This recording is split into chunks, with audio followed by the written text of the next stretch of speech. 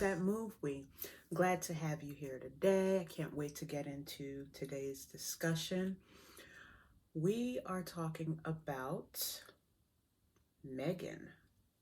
And I'm sure some of you are wondering, okay, Nikkei, why did you pick this movie? What does this have to do with black film? Well, the reason why we are discussing this is because the screenplay was written by Akilah Cooper.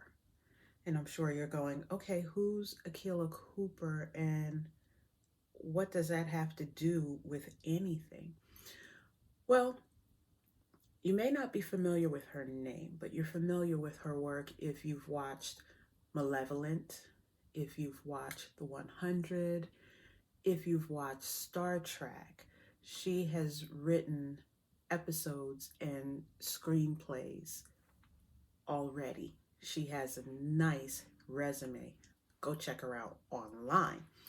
Um, she also wrote the story. She wrote the story with James Wan. And so it's a big deal when you write a story and then someone says, hey, let's turn that into a full length movie or a television series. That's a pretty big stinking deal. So props to Akilah. And during Women's History Month, go girl. So one of the other angles that I noticed that the film took was instead of having a man at the center of being a creative genius, there's a woman who's centered. Okay, the main character's name is Gemma. She is a toy designer. She designs interactive toys. If any of you ever had a Furby before, that's considered an interactive toy. You say something to it, it records your voice and spits something back or speaks in gibberish in response. Okay. Now, when I was coming up in Nigeria, we had those dolls that were almost as tall as you, came up to about your waist, and when you moved their arms, they walked. Megan is basically Chucky for 2023. Ain't no other way to say it. She's Chucky for 2023. And so what Gemma has created, she made a Furby type toy, and her boss was like, listen, what you made was nice, but I told you it was way too much and you need to tone it down. We need to make a cheaper model. And so you see what happens a lot of time with women in STEM careers. Their viewpoint isn't necessarily respected. It's met with doubt. And this is what happened with Gemma. She was trying to tell her boss, listen, I just created the next best thing. And he's like, no, I want this little thing. You create that or you're out the door. And so she started working on the little thing, but this thing happened that made her change her mind and go back to her original path. Gemma's sister, her brother-in-law, and her niece were in a really bad car accident. The only survivor was her niece. And so now she is her niece's legal guardian. And she has no idea what to do. It's not like a little baby where you can kind of grow with it and figure out. She didn't really have a bond with this niece. So this child is coming into a high-tech house. You walk in, the house tells you how many messages you had, turns your lights on for you, the whole nine. Okay? So basically, it's like SIRI. I can't say the name because all of my devices will go at the same time. It'll be a mess.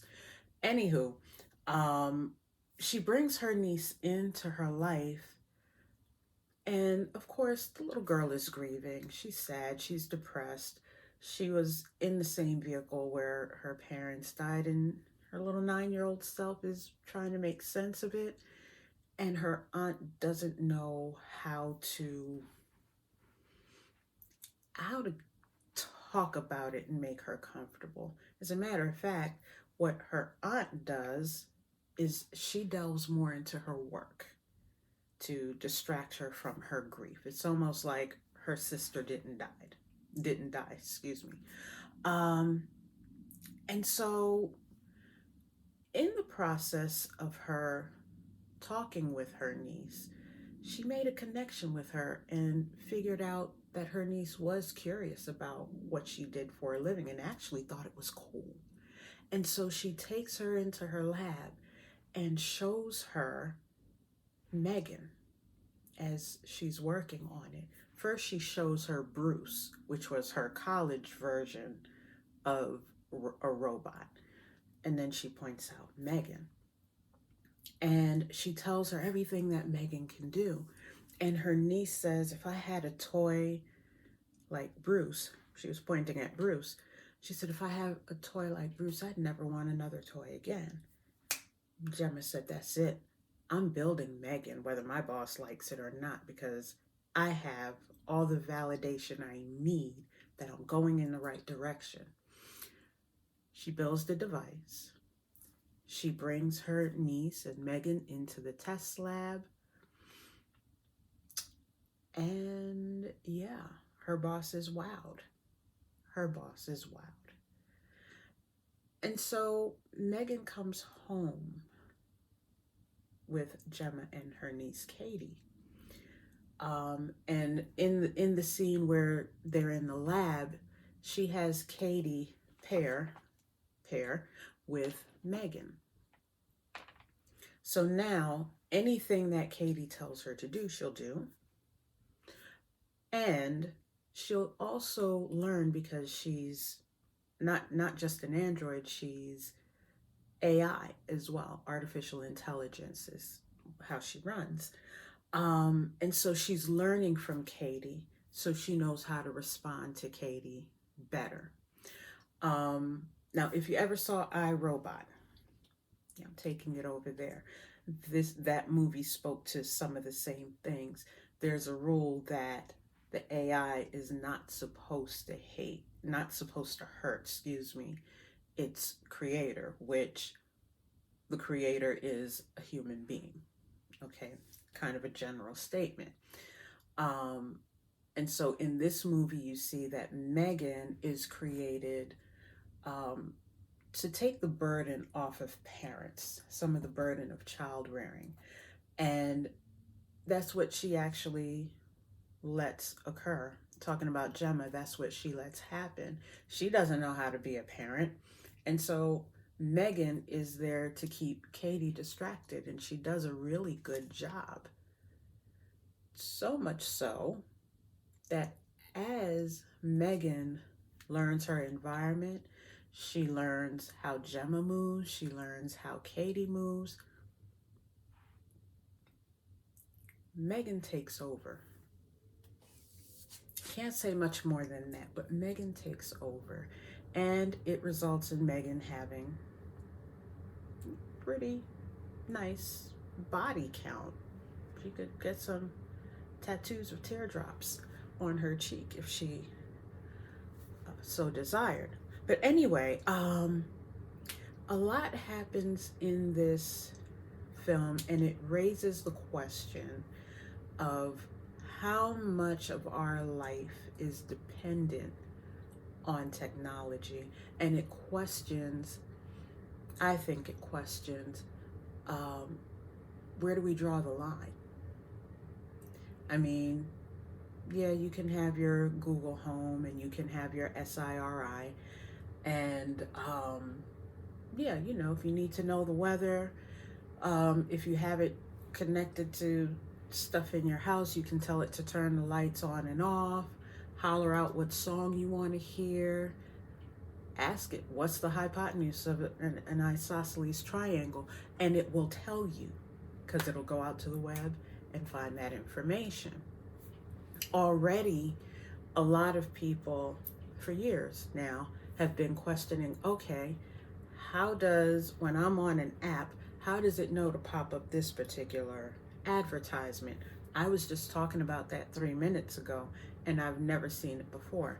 Yeah, because it does have a mic. So at what point do we set screen limits for ourselves, and not just screen, but tech limits for ourselves? You know, they talk a lot about that. Katie's mom mentioned that in the film. You know, we have to stick to the screen time that we said we were going to have for her. She can't exceed this amount of time. And then she moves to her aunt's house, and it may not be screen time, but it's engagement with technology. I'll say to an unhealthy level. So share your thoughts with me on that. Put your responses down in the bottom. Do we depend on tech too much? And where is that line? Have we already crossed that line? Can we pull back? Okay, screen time used to mean TV time. Now it means tablet, phone time, social media time. Those things need to be cut because we're seeing how much influence it has, in particular over younger people. So again, share your thoughts down below. As far as a movie's concerned, there were some things that were pretty predictable. You saw where it was going, but it moved at a really good pace. There were things that made you go, well, wouldn't you have just done this instead of that? And again, I forgive the way that is because overall it's a good story and it posed the right questions, I think. So I will talk to you guys next time, and I can't wait to see what your comments are in our Facebook group and on YouTube. Make sure you like, share, follow, subscribe to our YouTube page. That's at media that moves we on YouTube, and go to our playlist Movies That Move We, and find us also on Facebook at movies that move. Why do I keep saying dot? Movies That Move We. Okay, look for us there. Leave a comment. To join that page, you just have to answer 3 little questions, and I mean answer the questions, not just put yes, yes, yes, yeah. No, that's not going to get you in. So go ahead, answer the questions. Let us know what movies, what Black films you would like to see, and we'll go ahead and add them to the list. We'll check them out. So anyway, until next week, glad to see you again. I'll see you next Sunday with another movie review. Thanks for joining us.